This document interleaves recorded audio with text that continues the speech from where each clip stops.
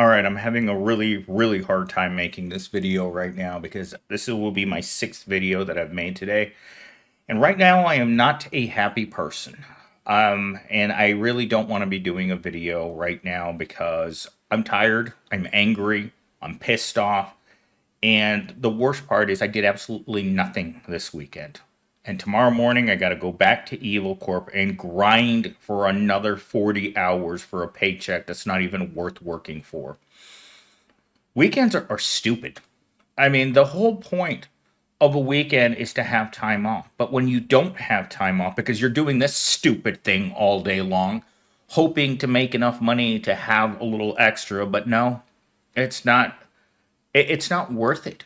For most people that are on YouTube, it is absolutely not worth it. And with that said, I'm going to read out the title that it gave me. Gen Z's silent protest, why they're ghosting their own jobs. Monologue. They say Gen Z has no work ethic. But let's be real. Why should we stay loyal to jobs that treat us like we're disposable? Companies ghost us all the time, ignoring applications, rescinding offers, and laying people off without notice. So why are they shocked when we return the favor? If a job turns out to be toxic, underpaid, or straight up lied about, why waste time giving a 2 week notice when they wouldn't give us the same respect? Maybe instead of blaming young workers for ghosting employers, they should ask themselves, why aren't we worth staying for?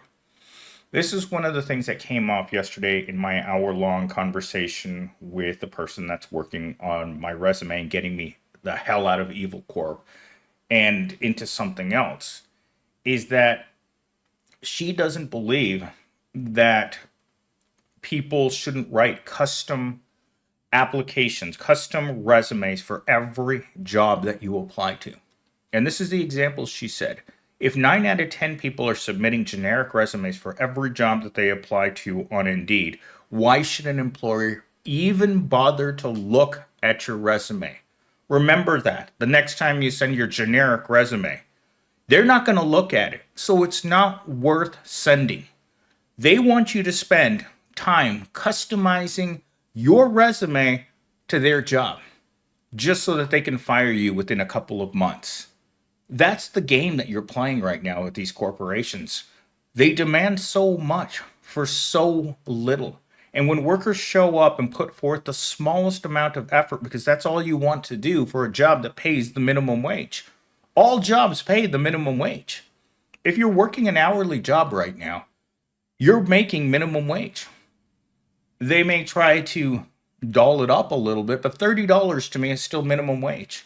$30 doesn't buy crap. Not anymore. I mean, I tell you guys this almost every video. Rent is $24,000 a year. Entry level rent. Entry level Promobile is $12,000 to $15,000 a year, as I'm finding out this year, as I've had car repair after car repair after car repair. My shop spent so much time in the last few months at the car shop that I'm already thinking I need to buy another one. But that's just the way it is.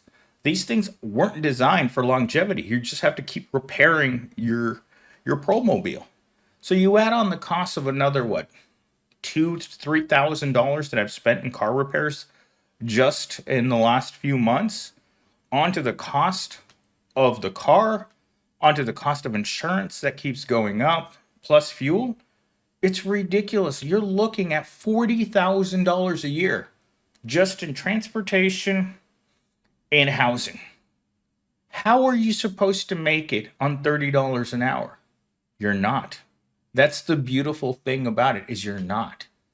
But if you flat out say that to your employer when they offer you $16 an hour, they'll look at you like you're stupid. I've had that conversation with corporations before. Well, you look at them, it's like, well, I'd like to start making a living wage. It's like, not here, you're not. This McDonald's doesn't offer you a comfortable lifestyle. All we offer you is a job that pays you nothing and treats you like crap. Gen Z's silent protest against these working conditions, well, it just means that they're not welcome in the workplace, and they never will be. because what they want out of work doesn't exist in this world, at least not at their level. Once you put in 20 years into your career, I say that word and it sounds even stupid listening to it. Once you put 20 years into your fast food job, then they might start thinking about giving you another couple bucks. But it's completely possible for you to be 40 years old right now making $20 an hour. And that sounds awful to me. With that said, let's get into our first talking point here. Companies exaggerate job descriptions, promising growth opportunities and great culture, only for new hires to face low pay, toxic managers, and zero work life balance. I've had to have this discussion with every single Gen Z worker that I've had working with me because the hiring managers promise opportunities, great culture, but what they do face is toxic managers and a job that's just a job. In fact, I've told my employees before, if you're looking for job growth, you're better off working at In-N-Out Burger because if it pays the same, at least there's some place to look forward to. You could become a shift manager or a manager or a lead. In this job, there are no promotions, there are no pay raises, there is no career here. And once they find that out, once they come to that realization themselves, because if you tell them this, they don't believe you because they think every corporation has a path upward. When I look around at the other guys that I work with, um, theoretically speaking, right? I've never met any of them. I see 40 plus year old men living at home while they're working full time. And that's not an exaggeration. Out of the five technology group workers, I think three of them live at home or with extended family. Actually, even the senior manager has to live with his parents.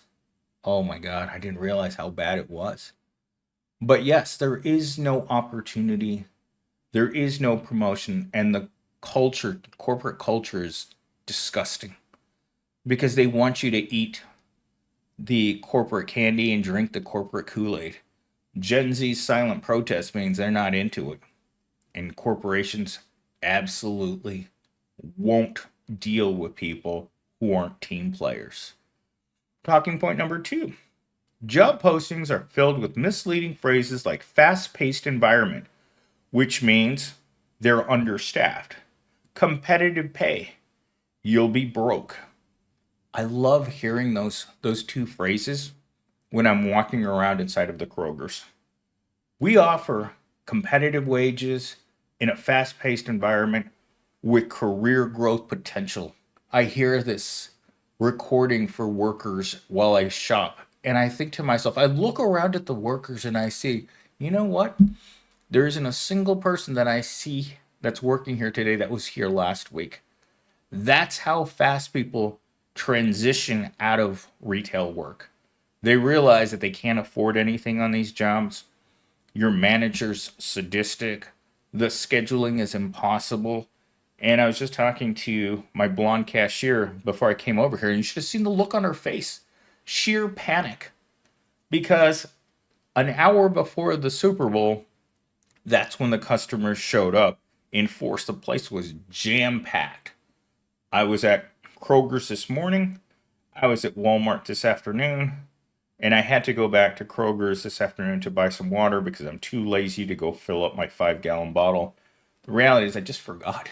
I keep forgetting. It's been in the back of my car for days, and I keep forgetting to go to the water and ice. And I don't know why, other than my brain is preoccupied with so many other things. I've gotten to the point where I can't focus on any one thing. I will forget what I'm doing while I'm doing it, while I'm thinking about the next thing I need to do, because this weekend was supposed to be a weekend in which I had a lot of things to do. I didn't get anything done. And in fact, I got less than nothing done. That having to spend the 4 hours at the car repair shop yesterday really sucked.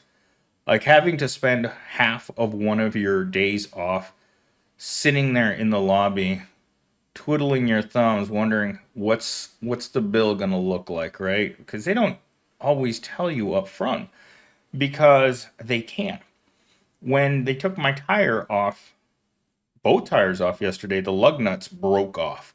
I was like, well, I wasn't expecting that to happen. So, one of the main reasons why it took so long is that I had to keep going and getting more parts for my car.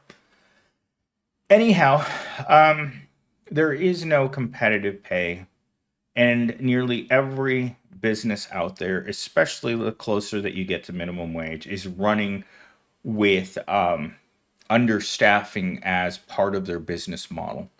And that means that every time that Susie Rottencrotch was too busy last night to go to bed on time and she calls out sick, it means everyone else around you has to pick up the slack. And I mean, I've read stories, this was after the pandemic, of 25 workers not showing up to work at a Walmart on one shift. I mean, when you have that many people not show up, it definitely makes the job that much more miserable for the jerks that had to show up that day, the people that don't have a choice, the people who truly need every penny from that job, because not everyone joins the workforce with the same amount of desperation. My blonde cashier definitely does not have desperation. She lives at home, her parents are well off, and the only reason she's working is because her parents are dirtbags and they don't understand how terrible it is to work inside of a Kroger's. All right, talking point number 2. Previous generations had pensions, long term job security, reasonable wages. Gen Z has gig work, layoffs, and rent that eats up most of their paycheck. When I was working at that call center a few years ago, my pay was 85% just to live in this hellhole because the pay was that low. If I had stayed in that call center at the wages that they had with the increases in rent that we have seen over the past few years, I would have been priced out of my own home. There was no way that when I was working there, I think I was making like $15.50 an hour. There's no way that you can afford a house on $15.50 an hour. There's absolutely no way. This place requires you to make 4 times the monthly rent in order to be able to live here. Plus, they want first and last month's rent plus a security deposit. So you're looking at somewhere around $5,000 just in move-in fees. So it is absolutely outrageous for a person who would come and live here today.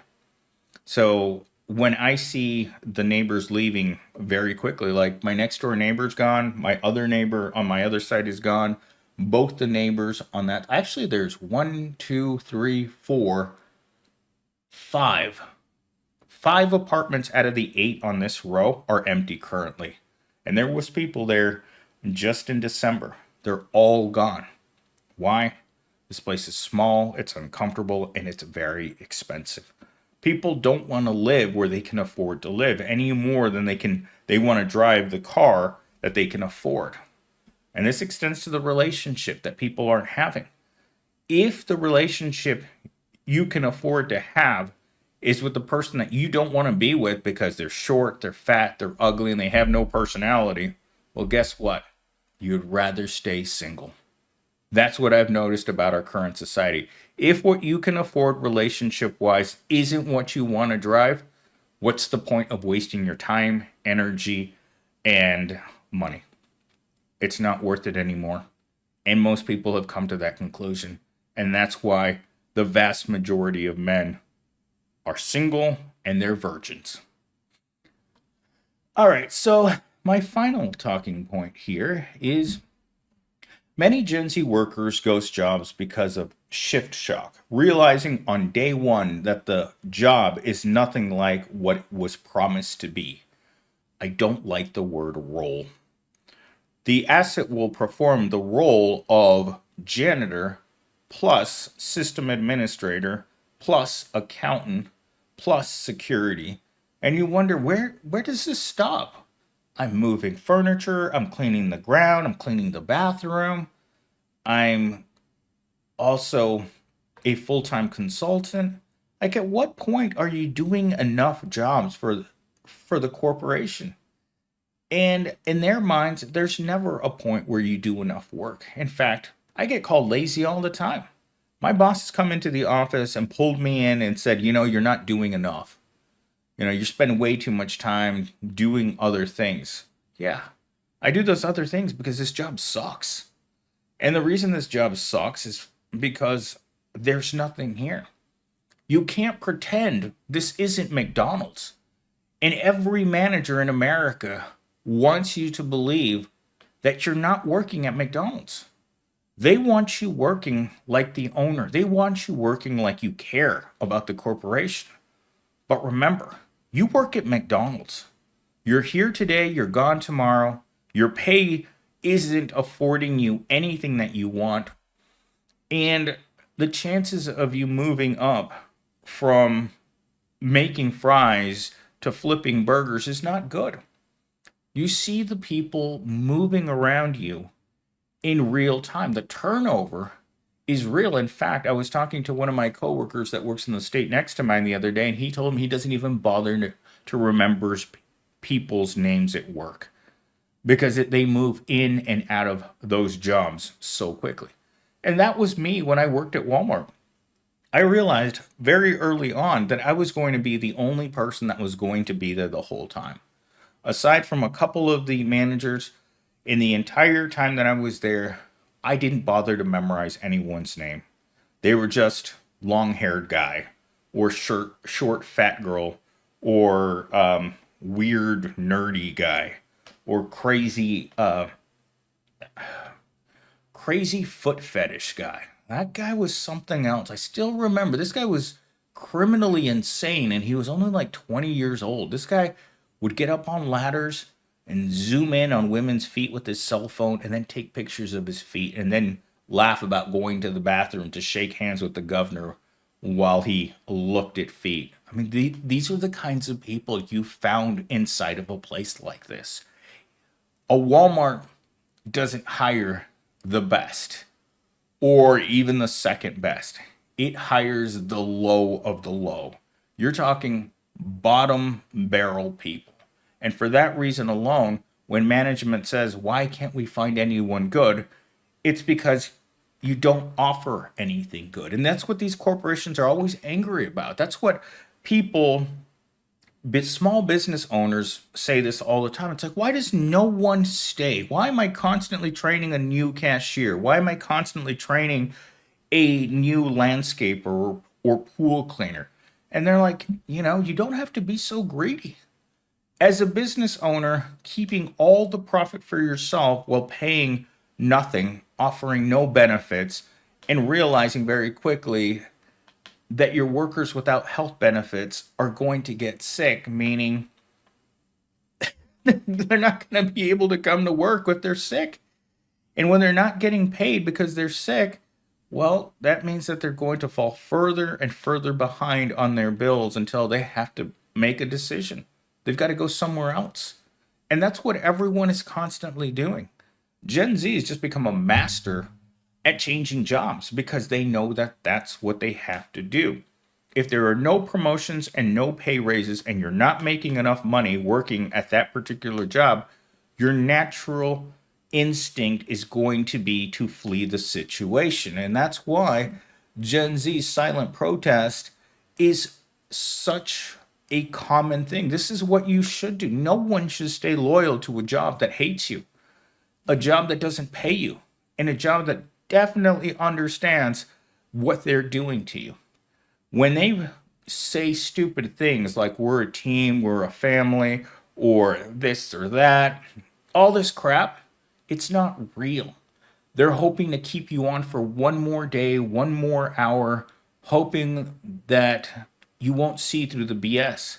But Gen Z has seen the BS as clear as anything. The exploitation isn't even trying to be covered up a little bit. All right, toxic positivity. Just stay positive. Keep grinding. Everything happens for a reason. That last phrase, everything happens for a reason, is an umbrella term for all of the terrible things that happen to you when you're a poor person. Don't have a relationship? It wasn't meant to be. You're not rich? It wasn't meant to be. Oh, finding a better job? Thoughts and prayers, people. Thoughts and prayers. Anytime there isn't a real solution for anything, thoughts and prayers. And that's how I feel about Gen Z in the corporate world right now. Thoughts and prayers. You don't have the experience, you don't have the right attitude, and you're not going to change to make yourself more easily exploited. Well, thoughts and prayers, because that's all that's out there in the job economy. Desperation workers are the people that are holding this society together. And if it weren't for their desperation, there wouldn't be a single person working in a job that wasn't paying a living wage.